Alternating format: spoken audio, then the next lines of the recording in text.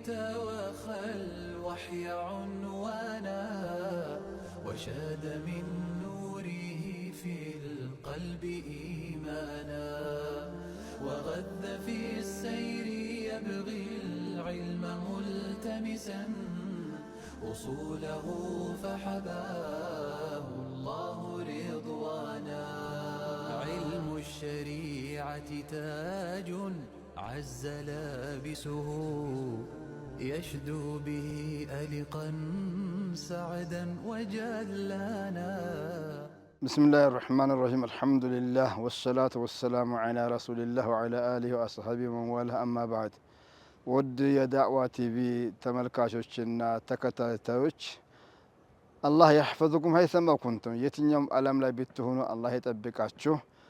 አላህ ሱብሓነሁ ወተዓላ ከተናገረው ንግግሩ አንድ ሱራ አጭር ሱራ ሰፊ ማዕና ያላትን ለማስታወስ ወደድኩኝ። እኔንም እናንተንም በአላህ ምክር ከሚመከሩ ከሚገሰጡ ከሚጠቀሙ አላህ አድርገን። يقول الله تبارك وتعالى أعوذ بالله من الشيطان الرجيم بسم الله الرحمن الرحيم الله جل وعلا يلال والعصر إن الإنسان لفي خسر الله جل وعلا بجزيات ميلال له يلال جزي የአንድ ሰው ልዩ ሀብቱ ነው። እንደው የመውደቁም የመነሳቱም የመከበሩም የመዝቀጡም አንዱ መገለጫው እንደው መጠቀሚያ ጊዜ ነው። አላህ ጀለ ወዐላ በጊዜያት እምላለሁኝ ብሎ አላህ በፈለገው መማል ይችላል። እኛ ግን በአላህ ስሞችና ባህሪያት ብቻ ነው መማል የሚፈቀድልን። ማለና አላህ ነገሩን ሊያጠብቀው ፈልጎ ምን አለ? ኢነል ኢንሳነ ለፊ ኹስር፣ በርግጥ የሰው ልጆች በኪሳራ ውስጥ ናቸው። ሁሉም የሰው ልጅ የፈጠረው አላህ ነው። የፈጠረለት ዓላማ ደግሞ በዚች ዓለም ላይ እሱ ባወረደው በቁርአን መሰረት በላካቸው ነቢዩ ዓለይሂ ሰላቱ ወሰላም አስከታይነት አላህን መገዛትና ምርጥ የአላህ ባሪያ ሆኖ በዱንያም ምርጥ የአላህ ወዳጅ አኺራም ላይ ከፍ ማለት ነው። ጀነትን መውረስ ነው። የአላህን ፊት ማየት ነው አላህ የሚፈልገው ከኛ። ስለዚህ ሰዎች ሁሉ በኪሳራ ውስጥ ናቸው።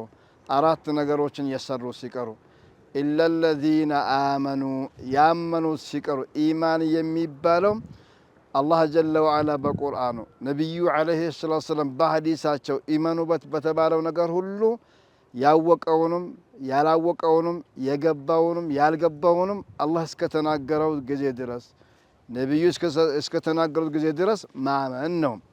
እነሱ ሲቀሩ ኢላ الذين آمنوا አምነው ብቻ ቁጭ የሚሉ ሰውን ወዐሚሉ ሷሊሓቲ መልካም ነገሮችን የሰሩ ሲቀሩ ግዴታው እንደ ግዴታነት ሱናው እንደ ሱናነት ጊዜውና አይነቱን ጠብቆ መልካም ስራዎችን የሰሩ ሲቀሩ። ሁለት ሶስተኛ ወተዋሰው ቢልሐቂ ወተዋሰው ቢሰብር በእውነት ላይ አደራ የተባባሉ የተመካከሩ ሲቀሩ። ይሄ ትልቅ መልእክት አለው።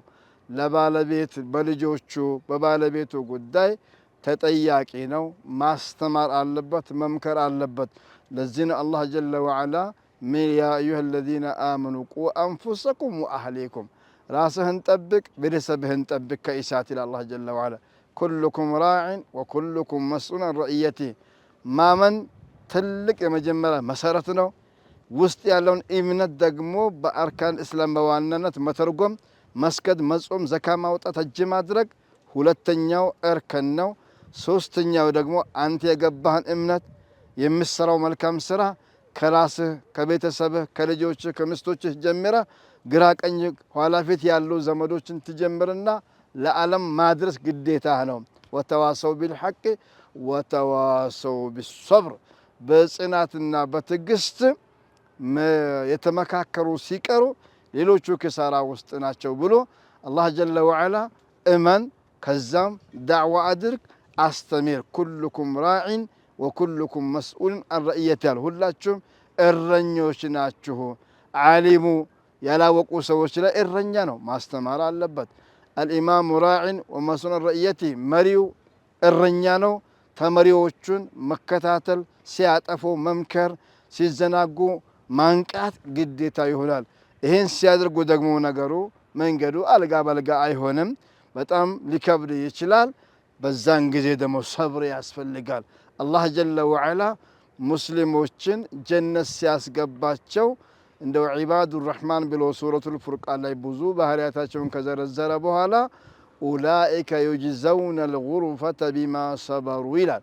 እነዚህ ጉርፋ የምትባለውን ልዩ የጀነት ክልል ወርሰዋል። በምን ቢማ ሰበሩ ትዕግስት በማድረጋቸው። ለመስገድ ጽናት ያስፈልጋል። ለመጾም ጽናት ያስፈልጋል። አንዴ ሰግዶ አንዴ ሚተው ከሆነ ጽናት የለውም። ስራ ለመስራትም ጽናት ያስፈልገዋል። ሐላሉን መስራት፣ ሐራሙን መራቅ። ለኒካህም ጽናት ያስፈልገዋል። ከወንጀል ቦታ ሪቆ በሐላል ቦታ መዋል። ለሁሉም ቦታ ሰብር ያስፈልገዋል። ወጀዛሁም ቢማ ሰበሩ ጀነተን ወሐሪራ። ለዚህ ነው አማኞችን አላህ ጀነት ሲሰጣቸው በጽናታቸው የተነሳ ጀነትና ሐርን እንደው መነዳ ናቸው ብሎ አላሁ ጀለ ወዐላ ይናገራል። ስለዚህ ተመልካቾች፣ ውድ ተመልካቾቻችን ዲነል እስላም የህይወት ነው። ያ አዩሀ ለዚነ አመኑ ተቁላህ ሐቀ ቱቃቴ፣ እናንተ ያመናችሁ ለአላህ ክብር የሚገባውን ፍራቻ ፍሩ።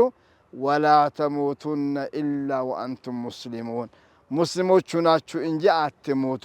ወዕቡድ ረበከ ሐታ የእትየከል የቂኑ፣ ሞት መጥቶ እስኪይዛችሁ ድረስ ወይ ቅያማ እስከሚቆም አላህን ከመገዛት እንዳትሳነፉ፣ እንዳታቋርጡ፣ ከአላህ ጋር የጀመራችኋትን መገናኘት የቀጠላችኋትን ሰንሰለት እንዳታቋርጡ ብሎ አላሁ ስብሓነሁ ወተዓላ በተለያየ አያት ተናግረዋል።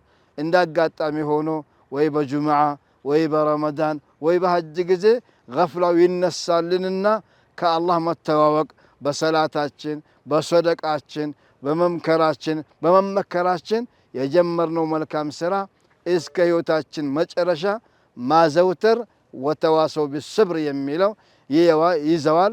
እቺ ሱራ አጭር ናት፣ ግን ማዕናዋ ሰፊ ናት። ኢማሙ ሻፊዒ ረሂመሁላህ ምን ይላሉ? እንደው ከዚች ሱራ ውጭ ሌላ የቁርአን አንቀጾችና ምዕራፎች ባይመጡ እንደ አቅል ላለው፣ ልብ ላለው፣ አእምሮ ላለው ሰው ራሱን ፈትሾ ገምግሞ ብቸኛውን አላህን ለማምለክ ትበቃው ነበረ ብለው እስከ መናገር ደረጃ ደርሷልና ዲን እስላምን እንወቅ፣ እንመን እና ሌሎችን ዳዕዋ እናድርግ። በዚህ ዲን ላይ እስከ መጨረሻ እንጽና የሚል መልእክቴ ነው። ከሚጠቀሙ አላህ አድርገን። ጀዐለኒ አላሁ ወኢያኩም ሚመን የስተሚዑነ ልቀውለ ፈየተቢዑነ አሕሰነህ። ወሰላሙ ዐለይኩም ወረሕመቱላሂ ወበረካቱሁ። لجيل توخى الوحي عنوانا وشاد من نوره في القلب إيمانا وغذ في السير يبغي العلم ملتمسا أصوله فحباه الله رضوانا علم الشريعة تاج عز لابسه يشدو به ألقا سعدا وجلانا